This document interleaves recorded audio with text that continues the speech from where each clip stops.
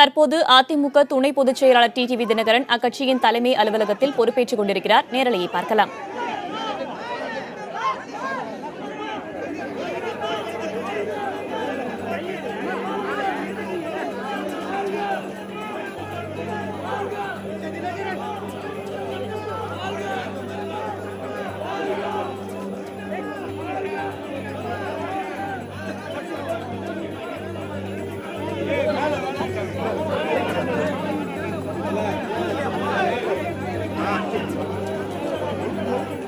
அதிமுக பொதுச் செயலாளர் சசிகலாவால் அதிமுக துணை பொதுச் செயலாளராக டிடிவி தினகரன் நியமனம் செய்யப்பட்டார். அதனைத் தொடர்ந்து தற்போது அக்கட்சியின் தலைமை அலுவலகத்திற்கு அதிமுகவின் துணை பொதுச் செயலாளர் டிடிவி தினகரன் வருகை தந்திருக்கிறார். அவருக்கு தொண்டர்கள், அதிமுகவை சேர்ந்த நிர்வாகிகள் வரவேற்பு அளித்துக் கொண்டிருக்கும் காட்சிகளை நாம் நேரலையில் பார்த்துக் கொண்டிருக்கிறோம். இது தொடர்பான கூடுதல் விவரங்களை நமது செய்தியாளர் ஸ்டாலின் வழங்க காத்திருக்கிறார். அவரிடம் பேசலாம்.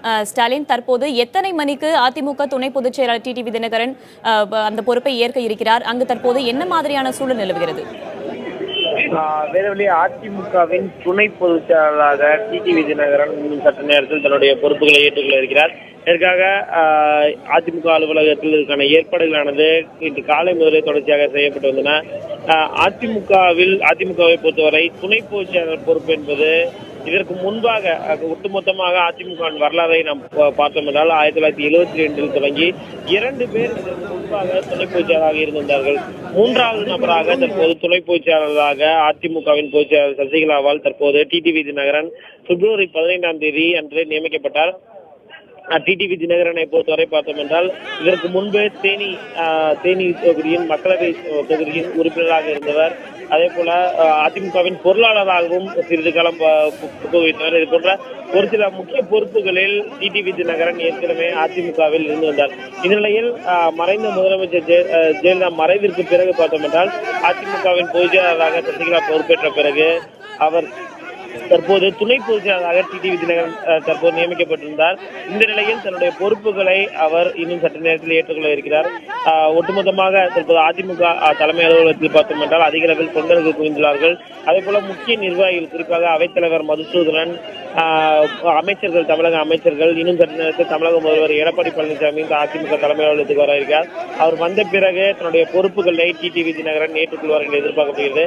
அதிமுகவில் இதற்கு முன்பு துணை பொதுச் செயலாளராக இருந்தவர்கள் ராகவானந்தன், MS ராதா உள்ளிட்டோர் சில காலங்கள் துணை பொதுச் செயலாளராக இருந்திருந்தார்கள். ஆனால் கடந்த 27 ஆண்டுகளாக, அதாவது அதிமுகவின் பொதுச் செயலாளராக ஜெயலலிதா எப்போது பொறுப்பேற்றார் 89 இருந்து 2016 வரை பார்த்தோம். இந்த 27 ஆண்டுகளில் துணை பொதுச் செயலாளர் என்ற பொறுப்பு என்பது யாருக்கும் வழங்கப்படாமலே இருந்து வந்தது.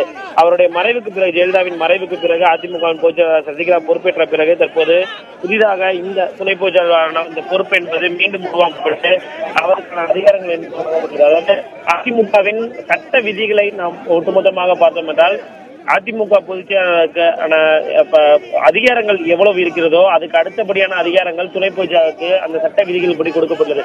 அதாவது பொதுச் செயலாளர் இல்லாத பட்சத்தில் அனைத்து விதமான முடிவுகளையும், ஆலோசனைகளையும், திட்டங்களையும் இவரை துணை பொதுச் செயலாளர் பொறுப்பு யார் வகிக்கிறார்களோ அவர்களே வகிப்பார்கள். அந்த அடிப்படையில் தற்போது அதிமுக பொதுச் செயலாளர் சசிகலா சொத்து குவிப்பு வழக்கில் சிறை தண்டனை பெற்று கைதாகி தற்போது சிறையில் உள்ள காரணத்தால் துணை பொதுச் செயலாளர் பொறுப்பு என்பது தற்போது டிடிவி தினகரனுக்கு வழங்கப்பட்டு அனைத்து அதிகாரங்களும் தற்போது டிடிவி தினகரனுக்கு வழங்கப்பட்டது.